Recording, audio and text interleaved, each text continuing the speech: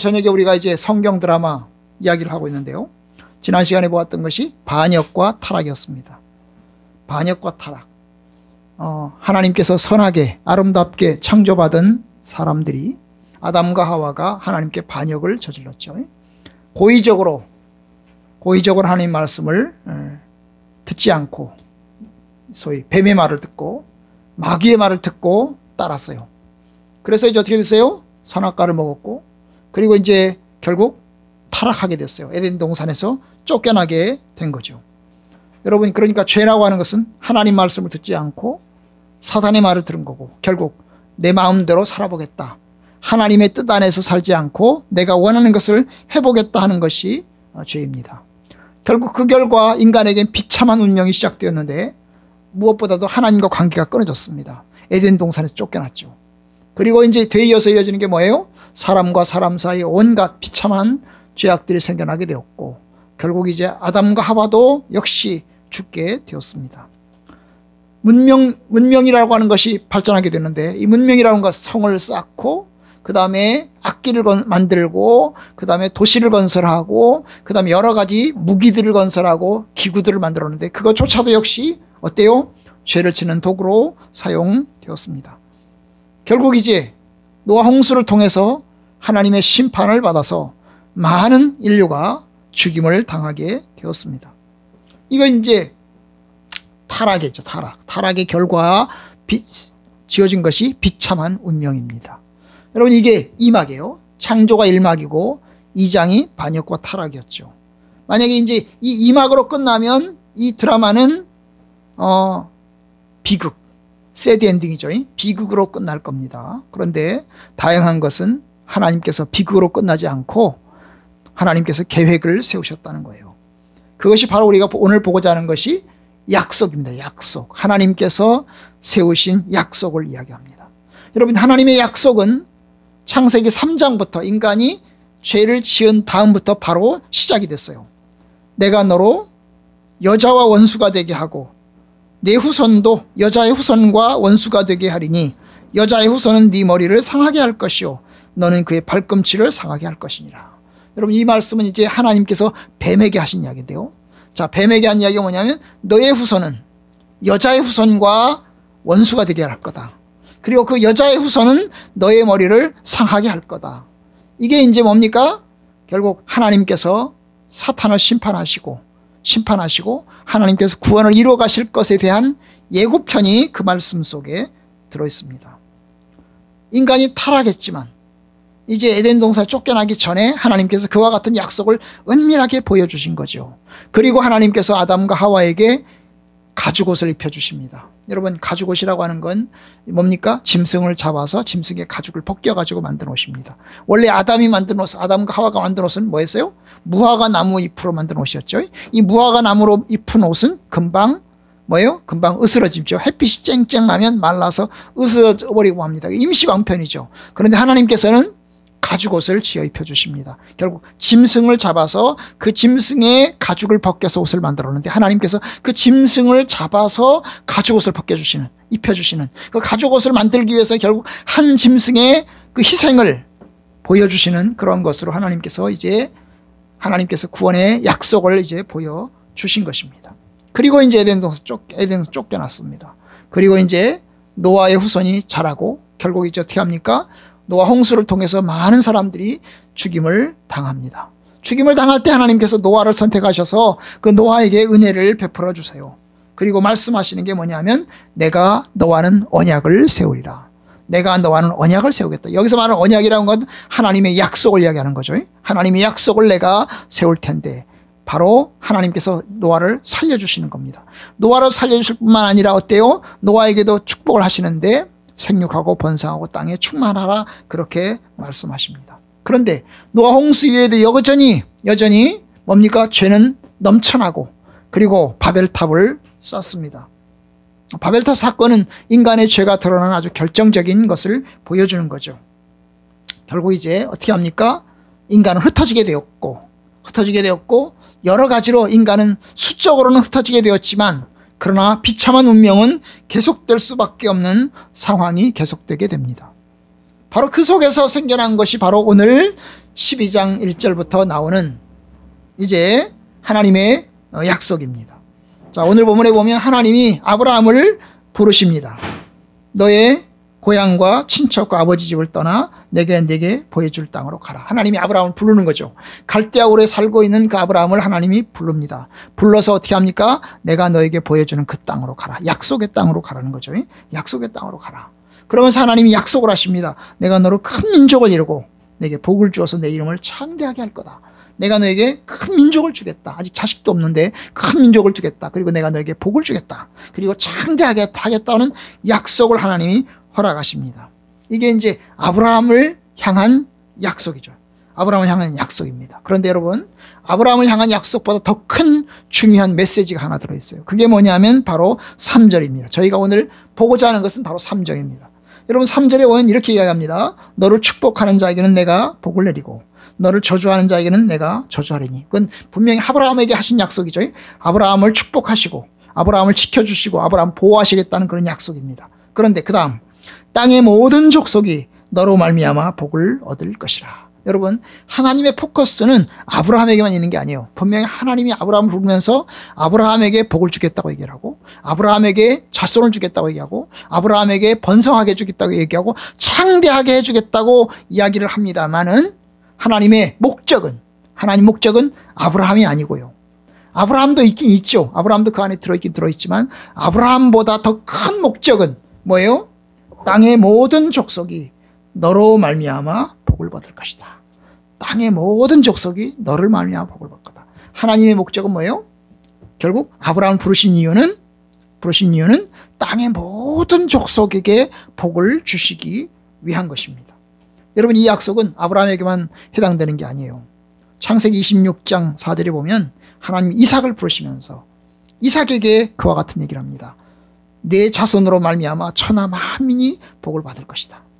여러분, 이삭에게만 그런 얘기하지 않아요. 야곱에게도 그 얘기하십니다. 창세기 28장 14절 땅의 모든 족속이 너와 네 자손으로 말미암아 복을 받을 것이다. 그래서 하나님의 목적이 뭐냐 하면 아브라함을 불러요. 이스라엘이 시작되는 거죠.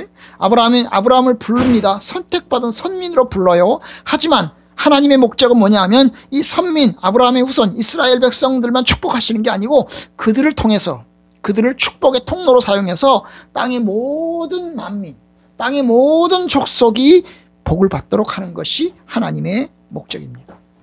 복이란 뭘까요? 여러분, 복이라고 하는 것은 하나님이 주시는 은총이죠. 생명의 풍성함을 이야기합니다. 기쁨과 즐거움으로 채워주시고 또한 생명이 넘치는 것입니다. 가장 좋은 것으로 채워주시는 겁니다. 번성과 기쁨을 누리게 하시는 겁니다. 그와 같은 기쁨과 축복과 은혜를 이스라엘 사람들뿐만 아니라 이스라엘 사람들을 통해서 모든 민족에게 베풀어 주신다는 거죠. 여러분, 이 복은 저주와 정반대죠. 그죠? 여러분, 저주라고 하는 것은 고통이죠. 십자가입니다. 땅에서부터의 분리이고 인간관계의 파괴이고 그리고 영적이고 도덕적인 어떤 붕괴를 이야기합니다. 이것이 바로 저주입니다. 그런데 이 저주와 대비되는 복을 아담과 하와에게 죄로 인해서 주어진 그 저주 대신에 하나님은 복을 허락하신 겁니다. 죄와 타락으로 시작된 비참한 인간들에게 하나님께서 운명을 바꾸고 그래서 하나님께서 이제 죄를 없애시고 그리고 그 속에 하나님께서 풍성한 은혜와 약속을 허락하시는 그러한 복을 주님이 약속하시는 겁니다. 여러분, 산막에서 주시는 약속, 이 약속은 1차적으로 아브라함에게 주시는 거죠. 아브라함에게 주시는 겁니다. 2절에 말한 것처럼 내가 내게 복을 주어. 내가 내게 복을 줘. 아브라함에게 복을 주시는 거고 아브라함의 후손에게 복을 주시는 겁니다. 하지만 3절에 나오는 것처럼 땅의 모든 족속이 너로 말미암아 복을 받을 것이니라. 여러분, 이 두 개의 이야기가 구약에 쭉 내려가는 겁니다. 구약의 이야기가 쭉 내려가는 거예요. 하나는 뭐예요? 아브라함에게 후손에게 하나님이 축복이 내려가는 것이 쭉 나오고요. 쭉 내려가는 게 나오고 그 다음에 또 하나는 뭡니까? 천하 만민에게 복을 주실 것이라고 하는 이 복이 실현되어 가는 것이 쭉 나오는 겁니다. 쭉 나오는 거예요. 그런데 구약에서는 이제 대부분 이야기의 내용이 이스라엘, 그죠? 아브라함의 후손인 육적인 후손인 이스라엘에게 집중이 됩니다. 그 아브라함의 후손들은 처음에는 몇 명 안 됐어요. 이삭, 야곱, 이래가지고 몇 명 안 됐어요. 그런데 그들이 이집트에 내려갔죠. 이집트에 내려가서 그들은 어떻게 합니까? 종살이를 하게 됩니다. 큰 십자가의 고통을 겪게 됩니다. 그들이 부르짖습니다. 하나님께서 때가 되어서 모세를 부르셔서 모세를 통해서 이스라엘 백성들을 출애굽시키고 그 200만의 사람들이 출애굽해서 가나안 땅으로 들어갑니다. 그리고 그들은 가나안 땅에서 정착해서 살아갑니다. 하지만 가나안 땅에 들어간 이스라엘 백성들은 완벽하게 하나님의 뜻을 다 이뤄내지 못합니다. 우상 숭배하고 또 죄를 짓고 악한 삶을 살아갑니다.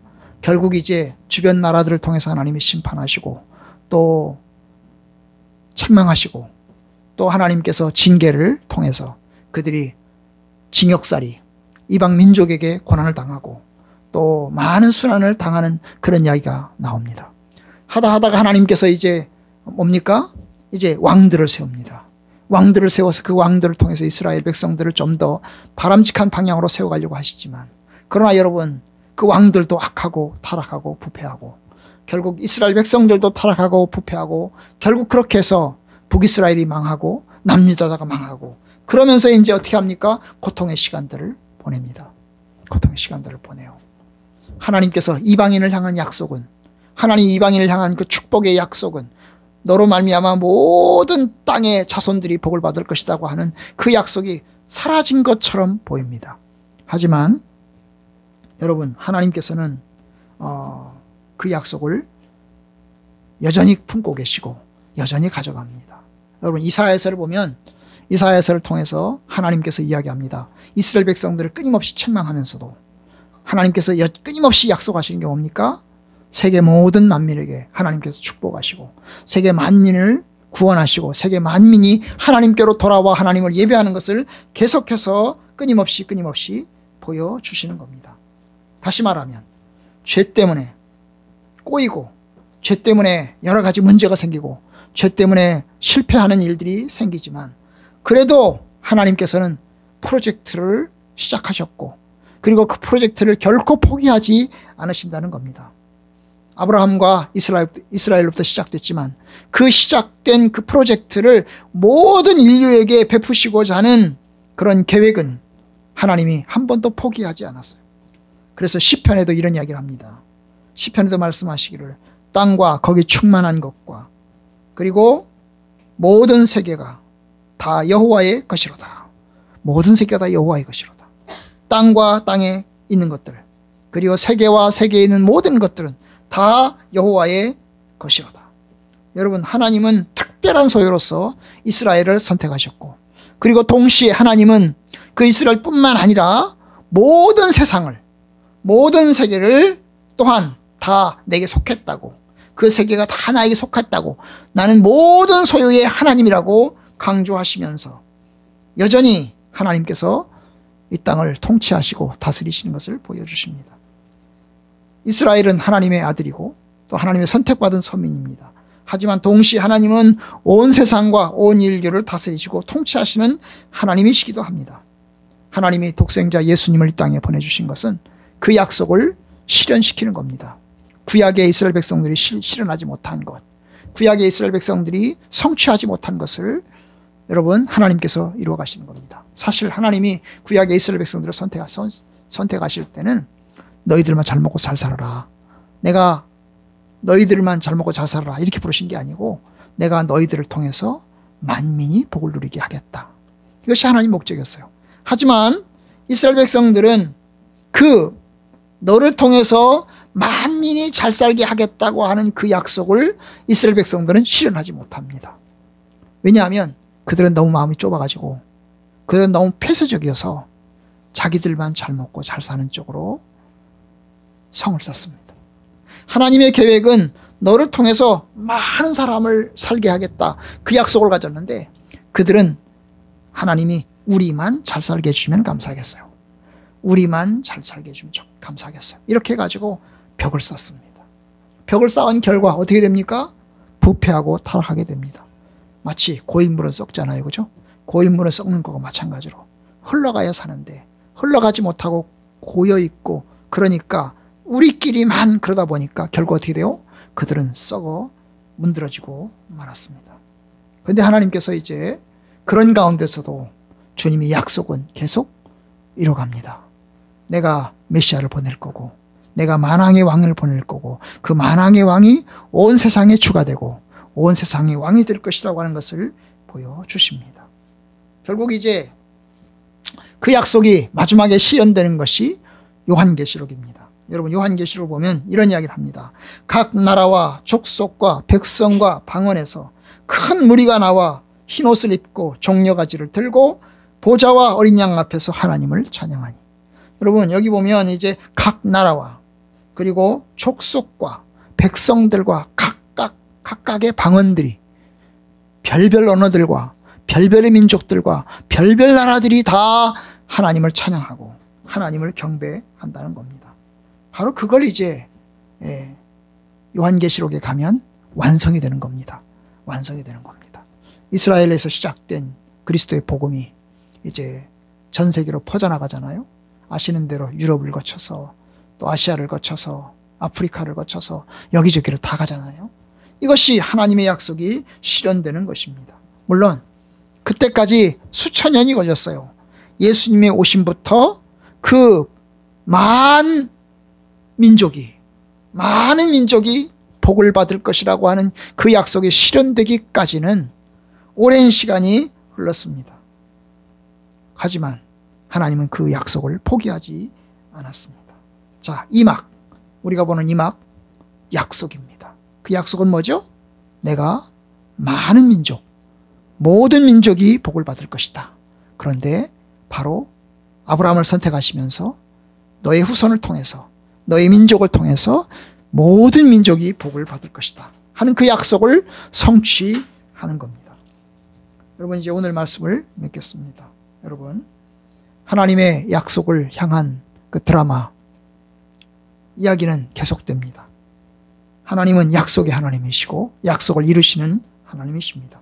모든 민족에게 복을 주시겠다고 하는 그 약속을 하나님께서는 이루어 가십니다. 언제 완성이 될까요? 여러분, 언제 완성이 될까요? 마지막 날에 완성이 됩니다. 예수님께서 오시는 그 마지막 날에 완성이 됩니다. 그런데 여러분, 주님은 그 약속을 마지막 날에 이루시지만 이제 그리스도를 통해서 성취하기 시작하십니다. 주님께서 오셔서 십자가에 못 박혀 죽으시고, 그리고 주께서 죽으시면서 주님의 교회를 세우셨습니다. 그 주님의 교회가 바로 모든 민족이 주님 안으로 들어오는 통로가 되는 것입니다. 여러분, 신약성경에 보면 바울 서신이 있어요. 에베소서, 빌립보서, 골로새서, 바울 서신이 있는데요. 이 바울 서신이 중요한 건 뭐냐면, 바울 서신의 핵심 이 메시지가 뭐냐면 복입니다. 복. 모든 민족이 복을 받을 것이다. 그럼 모든 민족이 받는 복이 뭘까? 모든 민족이 받는 복이 뭘까? 바로 아브라함의 후손인 이스라엘과 그리고 이방인들이 함께 하나의 공동체를 이루고 하나의 교회를 이뤄서 하나의 백성을 이룬다는 것입니다. 하나님이 이스라엘 백성들에게 주신 복처럼 하나님 이방 사람들에게도 복을 베풀어 주신다는 겁니다. 바로 이것이 그리스도의 비밀이고 이것이 주님의 교회입니다. 교회는 이방 사람들과 유대인들이 같이 모이는 겁니다. 함께 하나님을 예배하고 함께 하나님을 찬양하는 겁니다. 이게 참 어려워요. 왜냐하면 유대인들 입장에서는 이게 굉장히 어려운 겁니다. 왜냐하면 유대인들은 배타성이 있잖아요. 배타성이 있어가지고 우리는 우리 민족만 생각하잖아요. 근데 어려운 거예요. 마치 우리나라하고 똑같은 거죠. 우리나라는 최근에 들어와서 이제 결혼을 하면서 이제 다문화 국가가 되어가고 있잖아요. 되어가고 있습니다. 뭐 라오스, 베트남, 그 다음에 뭐 중국, 여기저기에서 이제 우리나라로 결혼해가지고 이제 들어옵니다. 근데 우리나라는 얼마 전까지만 하더라도 외국인 국제 결혼하는 걸 굉장히 싫어했고 또 아주 무시했습니다. 무시했죠. 우리는 오직 우리나라 사람들끼리만 결혼해야 된다고 한 민족이라고 생각을 해왔어요. 그런데 이제 여러 나라 사람들과 함께 결혼하잖아요. 그거와 똑같은 거죠. 똑같은 겁니다. 주님의 교회가 이루어지는데 주님의 교회가 이스라엘 백성들로만 구성되는 게 아니고 여러분 만민족이 구성되는 거예요. 사도행전의 이야기가 그것을 보여주는 겁니다. 사도행전의 이야기는 뭐예요? 복음이 예루살렘과 유대와 사마리아와 땅끝까지 이르러 증이된다고 얘기했잖아요. 그래서 이제 처음의 교회는 예루살렘 교회가 시작이 됐어요. 예루살렘 교회가 시작이 됐는데 예루살렘 교회에서 복음이 이제 핍박을 통해서 사마리아 지역으로 퍼져나가게 됩니다. 사마리아 지역에 갔던 사람들이 또 더 멀리 이방인 지역으로 또 넘어가게 됩니다. 그러면서 복음을 전하게 됩니다. 그런데 여러분 그 복음이 전해지는 과정에 사도 바울이 이제 이방인의 사도로서 복음을 가지고 나아갑니다. 그런데 엄청나게 핍박을 받아요. 누가 핍박합니까? 유대인들이 핍박하는 거예요. 유대인들이 핍박하는 거예요. 왜냐하면 복음은 우리가 가지고 있었나요? 우리끼리만 가지고 있어요. 마치 구약의 이스라엘 백성들하고 똑같은 거예요. 구약의 이스라엘 백성들도 우리끼리만 복을 받아야 된다. 이 복은 다른 사람에게 넘어가면 안 된다고 생각을 하고 있었어요. 그런데 사도 바울은 하나님의 뜻을 아는 거죠. 하나님의 뜻은 천하 만민이 너로 말미암아 복을 받을 것이다. 그렇다면 우리가 이 복음을, 이 복된 소식을 다른 사람들에게 전하고 다른 나라에게 전하고 그렇게 해서 그들도 같이 하나님을 경외하는 한 나라로 한 백성으로 서야 되지 않겠냐. 서야 되지 않겠냐. 이것이 사도 바울의 복음 전도였어요. 사도 바울 복음 전도였어요. 만약에 사도 바울이 아니었다면 아마 베드로만 있었다고 하면 베드로는 끝까지 유대인들에게만 복음을 전하려고 했을지 몰라요. 하지만 하나님께서 고넬료를 부르실 때 고넬료의 가정에 복음을 전하실 때 베드로에게 환상을 보여주잖아요. 환상을 보여줍니다. 위에서 보자기가 내려오는데 그 보자기에서 지저분한 아주 더러운 짐승들이 내려와요. 근데 음성이 들려옵니다. 잡아먹어라. 그런데 베드로가 못 먹습니다. 이건 부정한 짐승이기 때문에 먹을 수 없습니다. 하나님 말씀하십니다. 하나님이 정하다고 한 것을 네가 부정하다고 하지 마라. 하나님이 거룩하게 한 것을 네가 더럽다고 하지 마라. 그러면서 이야기합니다. 그때 고넬료의 집에서 사람들이 오죠. 사람들이 옵니다. 도대체 이게 무슨 환상일까? 내가 보는 환상이 무엇일까? 그런데 고넬료 집에서 사람이 왔어요. 고넬료는 아시는 대로 로마 사람이에요. 이스라엘 사람이 아니고 로마 사람이에요. 근데 로마 사람이 유대인들에게 찾아왔어요. 여러분 로마 사람과 유대인은 같이 밥도 먹지 않아요. 들어가지도 않습니다. 같이 상종도 하지 않아요. 그런데 어떻게 합니까? 초청을 받았을 때 베드로가 갑니다. 왜냐? 환상의 뜻이 하나님께서 환상으로 보여주신 그것이 하나님의 뜻이라고 하는 것을 알았기 때문에 갑니다. 그리고 그들에게 복음을 전할 때 하늘에서 예루살렘 교회에 있던 성령과 같은 똑같은 현상이 나타나게 되었고 그래서 베드로는 깨닫습니다. 아하, 하나님께서 이방인들도 구원하시는구나 하는 걸 깨닫어요. 그리고 이제 그 집에서 살고 있는 사람들에게 세례를 줍니다. 세례를 줘요. 그런데 이 베드로가 세례를 준 것이 베드로도 너무나 쇼킹한 일이었지만 예루살렘 교회도 엄청나게 쇼킹한 일이었어요. 왜냐하면 예루살렘 교회는 유대인들에게만 세례를 줘야 되는데 이방 사람들에게 세례를 줬다. 이건 말도 안 되는 거예요. 로마 사람에게 세례를 줬다. 이건 말도 안 되는 겁니다. 그래서 베드로를 소환합니다. 예루살렘 교회가 예루살렘으로 베드로를 소환해가지고 따집니다. 왜 네가 고넬료의 집에 들어갔냐? 왜 로마 사람의 집에 들어가서 그들에게 세례를 줬냐? 이걸 가지고 막 따져요. 그럴 때 베드로가 설명을 합니다. 내가 환상을 본 거, 그리고 하나님의 뜻이 말씀으로 들려온 거, 그리고 내가 이제 그와 같은 일에서 들어가서 있었을 때 일어난 일들을 다 설명할 때 아, 그렇구나. 하나님께서 로마 사람들도 구원하시는구나. 그걸 깨닫습니다. 여러분, 예수 그리스도를 통해서 세워지는 교회는 하나님께서 천하 만민이 복을 받게 하시는 겁니다. 여러분, 그 약속이 구약의 약속이에요. 우리는 신약에서 그 얘기를 읽지만 신약에서 예수님의 이야기를 통해서 그리고 초대교회 이야기를 통해서 사도 바울의 이야기를 통해서 우리가 복음이 이방 사람들에게 전해지고 우리도 이방 사람이에요. 그죠? 우리도 이방 사람이에요. 우리 한국 사람도 이방 사람이에요. 그 이방 사람에게 전해지고 예수를 믿고 주님의 교회가 세워지는 그런 이야기가 여러분 신약 성경에는 우리가 자연스럽게 흘러가는 이야기처럼 보이지만 여러분 구약에서 볼 때는 이게 엄청나게 쇼킹한 사건이고 엄청난 약속입니다. 그런데 여러분 그 약속은 언제부터? 아브라함 때부터 주어져 있다는 겁니다. 그것이 약속이에요. 여러분 우리가 다음 시간부터 이걸 좀 더 자세히 보긴 할 건데 어쨌든 오늘 말씀의 주제는 땅의 모든 족속이 너로 말미암아 복을 받을 것이다 하는 이 땅의 모든 족속에 대한 약속, 아담과 하와의 후손들에 대한 약속, 하나님이 아브라함을 부르시지만 이스라엘 민족을 선택하시지만 하나님의 선택의 목적은 모든 민족을 구원하시는 그 하나님의 계획이 그 안에 있음을 우리가 믿고 주님을 경외합니다. 여러분, 이제 우리가 하나님을 믿고 하나님의 약속을 믿습니다. 그리고 하나님께 소망을 둡니다. 하나님께 소망을 두는 사람들, 하나님의 약속을 믿는 사람들, 복된 사람들입니다. 우리는 그 약속을 믿고 믿음으로 살아갑니다. 얼마나 감사한지 몰라요. 이 약속을 주신 것이 얼마나 감사한지 모릅니다.